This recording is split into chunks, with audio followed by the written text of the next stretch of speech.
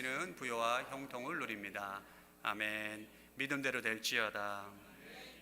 오늘은 12제자 시리즈 설교의 마지막 인물입니다.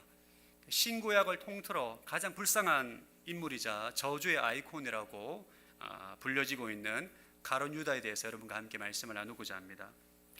예수님의 11명의 제자는 다 갈릴리 출신입니다. 그러나 유일하게 유대 남쪽 지역 출신이 바로 가룟 유다입니다. 이 가룟이라는 이름은 지명입니다. 지명이라 워낙 유다라는 이름이 흔하기 때문에 가룟이라는 지역에서 태어난 유다를 가룟 유다라고 불렀습니다. 유다는 공동체 회계를 맡았습니다. 추정컨대 계산 능력이 빨랐던 것 같아요. 행정 수완이 좋고 또 주님과 제자들의 신뢰를 얻었기 때문에 제자 공동체의 재정을 맡았던 것으로 보입니다. 유다의 가장 비극적인 점이 뭐냐? 그는 3년 동안 예수님의 수많은 기적을 봤습니다. 말씀도 들었어요. 예수님과 식사하고 대화도 하고 엄청난 많은 축복을 누렸음에도 불구하고 그는 예수님을 배신하고 자살로 생을 마감했다는 점입니다. 복음서 보면 예수님을 한 번만 만나도 인생이 변합니다. 수가성 여인, 삭개오, 예수님과 대화 한 번의 만남으로 인생이 변하고 생명을 얻었던 사람들이 부지기수인데 11명의 제자들도 다 예수님을 따라 권능의 삶을 살고 주님을 위해 순교했던 삶을 살았는데 가룟 유다만 비참한 종말을 맞이했습니다. 그래서 예수님 유다를 멸망의 자식이라고 부르기도 했습니다. 그런데 우리가 한 가지 기억해야 될 사실이 있습니다. 우리가 여러분 가룟 유다를 생각할 때 태생적인 악인이다, 정말 악인 중에 악인이고 괴물이다, 이렇게 생각하곤 하는데 이것은 굉장히 잘못된 생각입니다. 유다는 남이 아니라 오늘을 사는 저와 여러분의 일그러진 자화상입니다. 유다의 배후에는 우리 모두가 가진 지독한 자기 중심성이 있고 뒤틀린 욕망이 있습니다. 예수님을 따르면서도 내 야망을 포기하지 못하고 주님의 말씀보다는 내 계산에 더 앞서는 신뢰하는 모습이 바로 우리 안에 있는 유다인 거죠. 그래서 우리는 예수님을 따르는 제자의 삶을 살면서 가룟 유다를 우리의 내면을 비추는 반면교사로 삼아야 합니다. 유다가 왜 예수님을 배신했을까? 은혜 한복판에 있으면서도 그는 왜 멸망의 길로 걸어갔을까? 우리가 반드시 살펴봐야 됩니다. 첫 번째 이유는 우상의 유혹이 있었기 때문입니다. 유다가 예수님을 배신한 것은 단순히 나쁜 사람이어서가 아닙니다. 그에게는 예수님보다 더 소중한 우상이 있었기 때문입니다. 유다는 열심당원으로 추정합니다. 로마의 압제로부터 조국을 독립시키고자 하는 열혈 민족주의자였죠. 그가 예수님을 따라다닌 이유는 예수님의 신적인 권능이 있잖아요. 그 권능으로 유다를 독립시키고자 했기 때문입니다. 그런데 처음에는 열광하고 예수님을 따라다녔는데 3년을 따라다녀 보니까 예수님이 유다 독립에 관심이 없어요. 허권을 하시는 말씀이 내가 고난을 받고 십자가 죽어야 된다는 말만 하니까 계산이 빠른 사람이잖아요. 3년을 따라다니 보니까 계산이 나온 겁니다. 이분을 따라다녀봤자 유다 독립이 안 되겠구나. 자신의 정치적 야망을 충족시켜줄 구원자가 못 된다고 계산이 되자 가차없이 배신을 선택한 것입니다. 사실 유다 입장에서 보면 예수님을 배신한 게 아닙니다.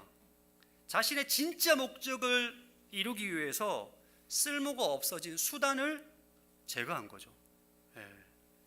유다는 실제로 예수님을 주님이라고 말하면서 자신의 삶을 움직인 진짜 주인은 따로 있었습니다. 바로 정치적인 야망이에요. 이것이 바로 유다의 우상이고 유다가 걸어간 멸망의 길입니다. 이런 우상의 유혹은 우리에게도 무수히 찾아옵니다. 이전에 어떤 성도님이 저에게 기도 요청을 한 적이 있습니다. 딸이 모태신앙으로 태어나 신앙생활 잘 하다가 청년의 때에 간절한 기도 제목이 있어서 기도했는데 기도 응답이 안 됐나 봐요. 기도 응답이 안 됨으로 해서 하나님께 분노하고 원망함으로 하나님을 떠났다는 거예요. 우리 주위에 이런 일들이 종종 있죠. 이런 현상을 우리가 어떻게 해석해야 될까요? 영적인 관점에서 보면 이것은 우상 숭배의 결과입니다. 하나님을 사랑한 게 아니고 하나님의 주실 결과를 더 사랑한 거예요. 이 자매에게서 하나님은 수단인 것입니다. 간절히 기도했는데, 간절히 어떤 그 결과를 원했는데 그 결과가 이루어지지 않자 수단인 하나님이 필요 없어진 것이죠. 만약 내가 원하는 성공을 위해 예수님 필요하다면 나의 주님은 예수님이 아니라 성공입니다. 만약 내가 원하는 안락을 위해서 예수님 필요하다면 나의 주님은 예수님이 아니라 안락인 거죠. 만약 내가 원하는 권력을 위해서 예수님 필요하다면 나의 주님은 예수님이 아니라 권력입니다. 이것이 바로 우리가 섬기는 우상의 실체인 거죠. 여러분, 사실 대부분의 사람들은 처음 예수 믿고 교회 나올 때는 문제 해결 때문에 하나님을 믿습니다. 처음부터 하나님을 사랑해서 하나님 믿는 사람은 사실 잘 없습니다.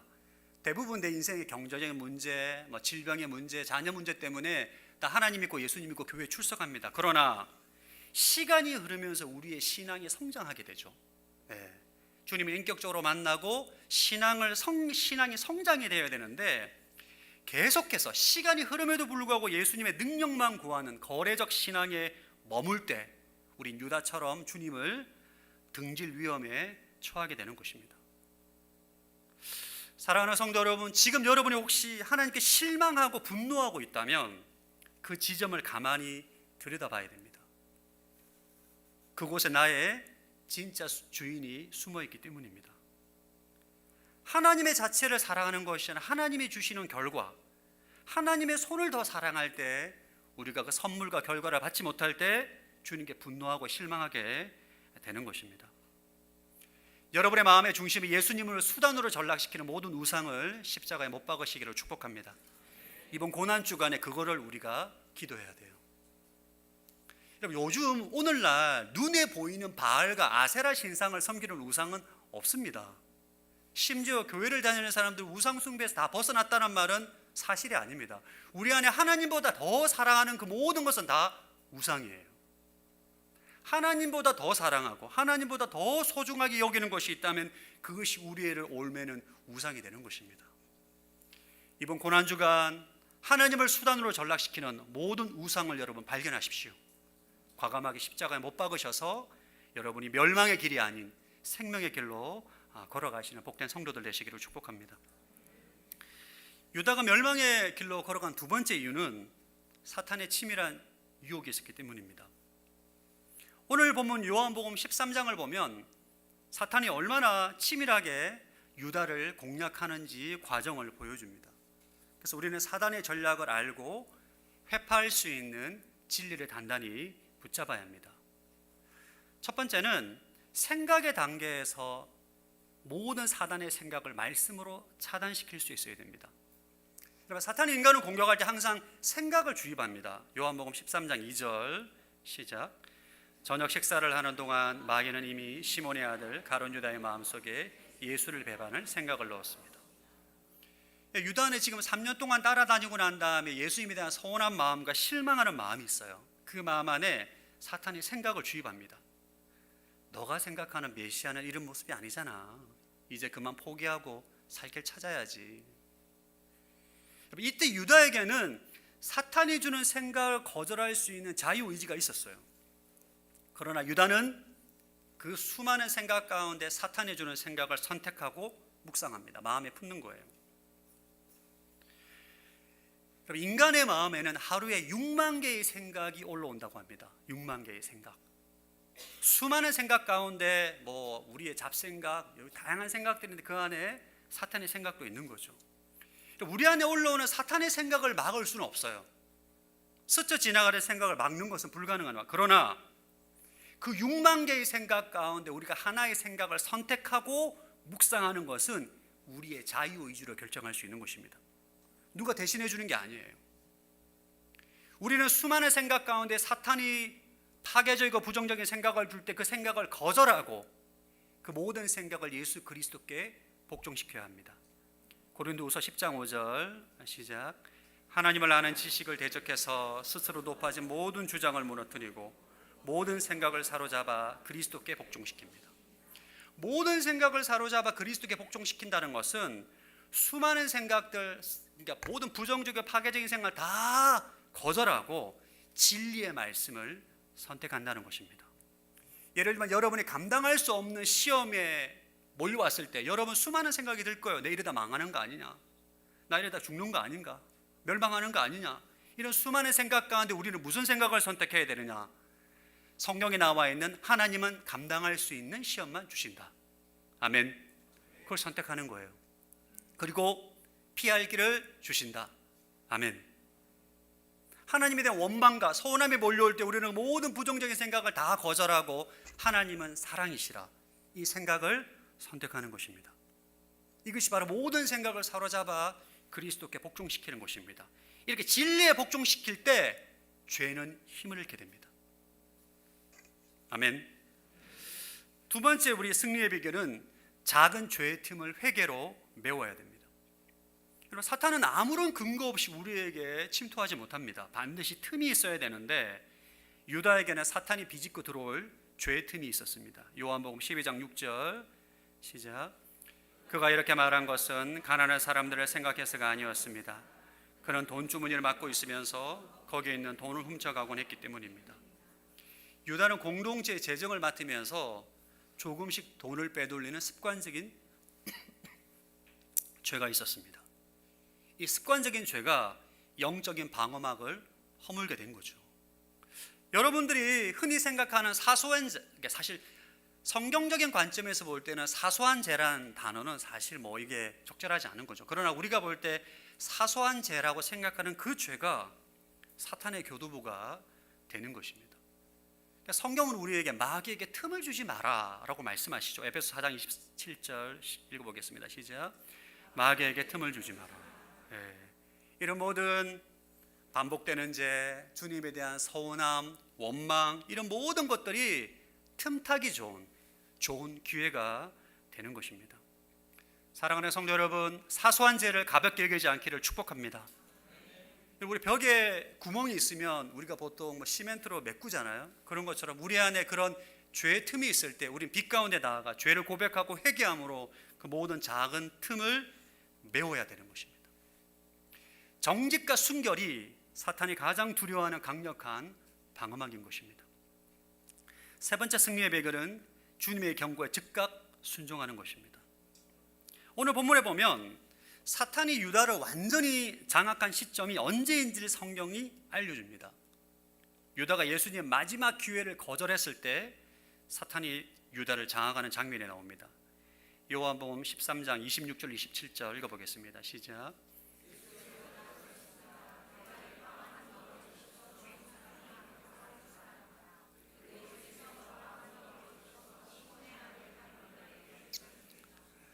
유다가 빵을 받자 사탄이 그에게 들어갔습니다. 예수께서 가룟 유다에게 말씀하셨습니다. 내가 하려는 일을 어서 하여라. 여러분, 예수님은 이미 여러 번 유다에게 돌아올 기회를 주셨습니다. 알게 하시고 깨닫게 하셨어요. 그리고 최후의 만찬 자리에서 빵 조각을 적셔 주면서 마지막 기회를 주십니다. 유다야, 지금이라도 멈춰라. 그래, 유다는 그 빵을 받고 자신의 반역을 확정합니다. 유다가 예수님의 경고를 들었음에도 불구하고 사탄이 준 생각에 아멘한 거죠. 예수님 팔기로 결정하자 사탄이 그를 장악합니다. 여러분, 사탄의 유혹이 있을 때 하나님은 결코 우리를 그냥 내버려 두지 않으십니다. 반드시 경고하십니다. 말씀으로 경고하시고 상황으로 경고하시고 사람을 통해 끊임없이 경고하십니다. 그때 우리는 그 경고를 무시하지 않고 즉각적으로 순종해야 되는 것입니다. 여러분, 마귀는 지금도 삼킬 자를 찾고 있지만 아무나 삼키지 못합니다. 작은 틈이 있고 마귀가 주는 생각을 붙잡고 품고 묵상하고 주님의 경고를 무시하는 자들을 공격하고 그들을 사로잡는 것이죠. 그러나 우리가 모든 생각을 사로잡아 진리에 복종시키고 작은 죄의 틈이 있을 때마다 주님께 회개함으로 나아가고 주님의 경고에 즉각적으로 순종할 때 사탄은 그런 사람을 절대 건드릴 수가 없습니다. 할렐루야. 우리는 깨었으므로 사탄을 능히 이길 수 있는 것입니다. 아멘. 우리 옆 사람에게 당신은 승리할 수 있습니다 말하겠습니다. 승리할 수 있습니다. 오늘 우리가 가룟 유다를 우리가 살펴보고 있는 여러분, 마귀가 인간에게 줄 수 있는 가장 치명적인 공격이 무엇인지 아십니까?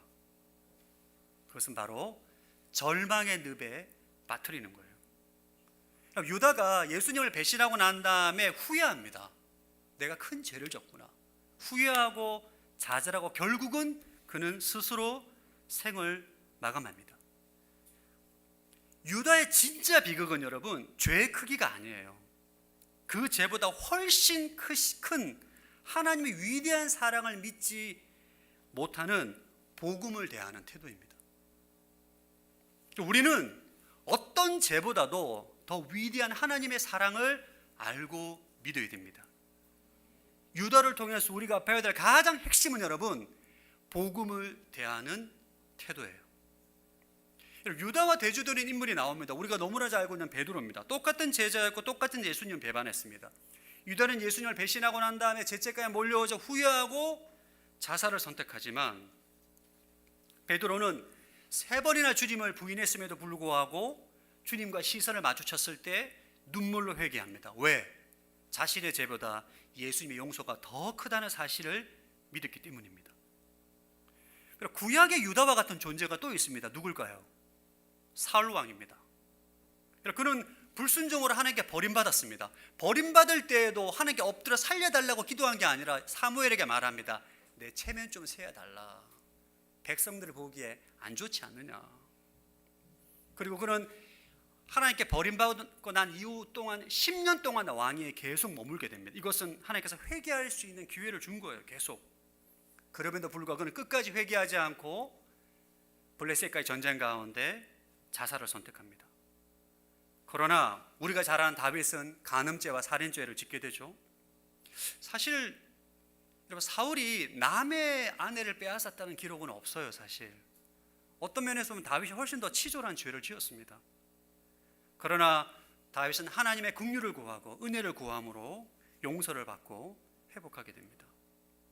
여러분, 우리 가룟 유다를 통해서 진짜 여러분 오늘 다 기억 못하셔도 되는데 반드시 기억해야 될 핵심 진리는 뭐냐면, 우리 인생을 결정하는 핵심은 죄의 크기가 아니라 복음을 대하는 태도입니다.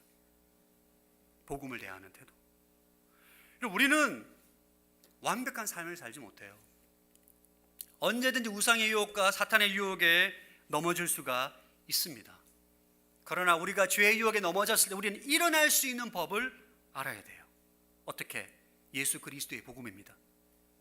예수 그리스도의 복음을 우리는 회복될 수 있고 일어날 수 있고 용서받을 수 있고 주님 앞에 다시 세워질 수가 있는 것입니다. 그래서 복음인 거잖아요.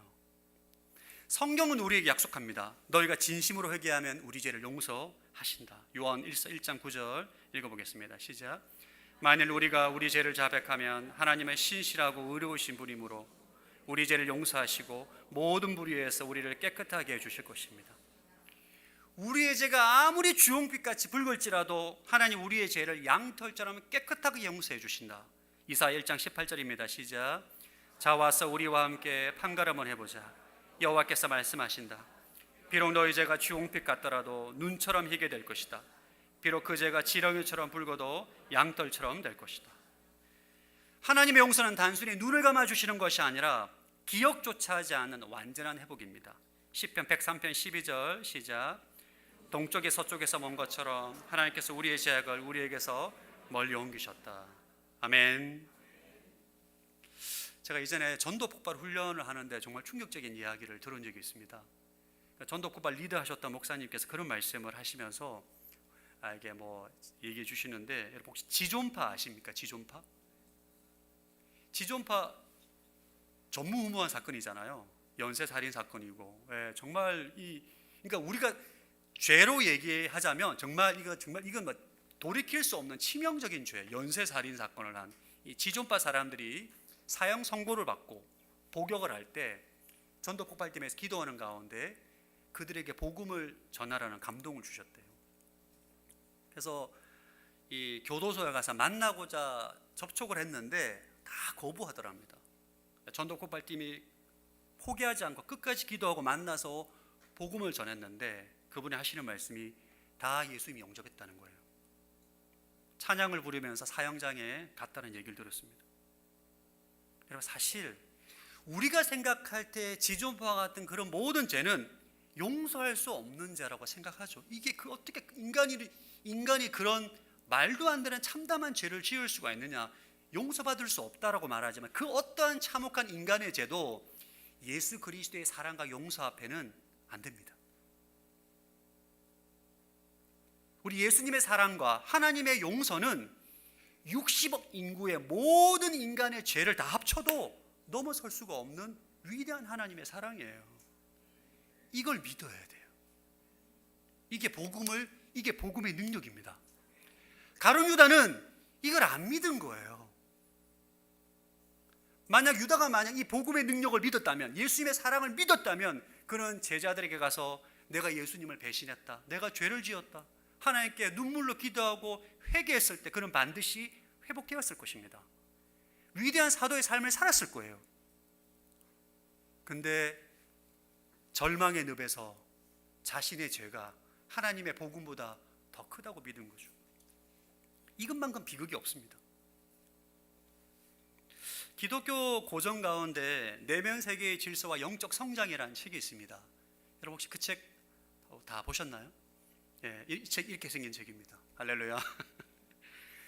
저자가 고든 맥도날드라는 목사님이신데, 이분은 1980년도에 미국 복음주의 교회에 떠오르는 별이었습니다. 아주 유명한 분이셨고, 보스턴의 그레이스 채플의 담임 목사였고, IBF의 총재를 역임하면서 수많은 지성적 그리스도인들에게 영감을 주셨던 분이에요. 소위 잘 나가는 목사님이셨습니다. 그러니까 승승장구하던 그분이 1987년에 어떤 여성과 부적절한 관계가 있었음을 고백하면서 모든 공적 사임에서 사퇴를 하게 됩니다. 당시 기독교계에 난리가 났습니다. 충격을 받고 수많은 성도들이 큰 배신감을 느꼈고 그의 사회가 완전히 끝이 났죠. 그러나 고든 목사님께서 유다와 달랐던 점은 이분은 하나님의 긍휼과 자비를 믿고 자신의 모든 것을 공동체 권위에 맡깁니다.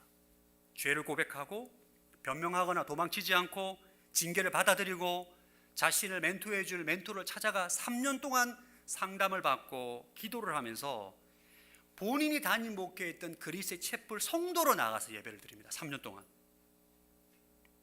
징계의 시간이 끝나고 난 다음에 놀라운 일이 벌어집니다. 그레이스 채플의 모든 성도들이 고든 목사님 다시 담임 목사로 청빙합니다. 그가 보여준 진정한 회개와 깨어짐을 보고 다시 지도자로 받아들인 거죠. 여러분 한 가지 질문을, 여러분은 사도 바울에 가깝습니까? 가룟 유다에 가깝습니까? 여러분의 이 삶이, 인생이, 다시 묻습니다. 너무 처음 듣는 것처럼 보지 마시고요. 여러분의 인생이 사도 바울에 가까워요? 가룟 유다에 가까워요? 제가 생각한 대답이 아닌데, 저는 아무리 제가 제 자신을 봐도 사도 바울보다는 가룟 유다에 더 가까워요. 왜냐하면 예수님을 사랑하기보다는 예수님의 능력을 더 사랑하고, 우상 유혹에 쉽게 넘어가고, 사탄이 주는 부정적이고 파괴적인 생각이 막 잠겨가지고 분노하고 막 원망하고 파괴적인 말과 관계가 틀어질 때도 있고, 제 자신을 보면 사실 참 좌절하고 절망할 때가 많습니다. 그럼에도 불구하고 우리가 소망을 가지는 이유는 우리에겐 예수 그리스도의 복음이 있기 때문입니다. 아멘. 여러분이 어떤 죄를 짓더라도 여러분의 죄가 예수님을 능가할 수 없어요. 이걸 믿으셔야 됩니다. 아멘. 이걸 믿는 사람은, 이 복음을 믿는 사람은 다시 일어날 수 있어요. 여러분 다윗이 다시 일어났잖아요. 고든 맥도날드 목사님이 다시 일어났잖아요. 베드로가 다시 일어났잖아요. 사도 바울도 다시 일어났잖아요. 할렐루야. 우리 가룟 유다를 통해서 우리가 다시 한번 기억해야 될 것은, 우리 인생을 결정하는 것은 죄의 크기가 아니에요. 복음을 대하는 태도입니다. 이번 고난 주간에 십자가를 바라보면서 여러분의 죄 때문에 탄식하고 좌절하고 눈물을 회개하는 시간을 가지십시오. 그러나 그것으로 끝나면 안 됩니다. 예수 그리스도 십자가 안에 위대한 하나님의 사랑이 있는 것입니다. 그래서 우리가 소망을 품고 희망을 품고 치유와 회복을 경험하고 다시금 당당하게 용기 있게 일어날 수가 있는 것입니다. 여러분의 시선을 여러분의 삶과 여러분의 연약함에 두지 않게 되기를 축복합니다.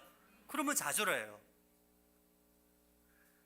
여러분의 자녀, 여러분의 삶, 여러분의 상황, 여러분의 환경에 여러분의 시선을 주목하면 우리에게 소망이 생기지 않습니다. 그러나 예수 그리스도의 십자가 앞에 주목하고 그분께 소망을 품을 때 우리는 다시 일어날 수가 있는 것입니다. 그것이 복음의 능력입니다. 이번 한 주간 여러분의 삶에 복음의 능력이 차고 넘치기를 주의 이름으로 축복합니다. 아멘.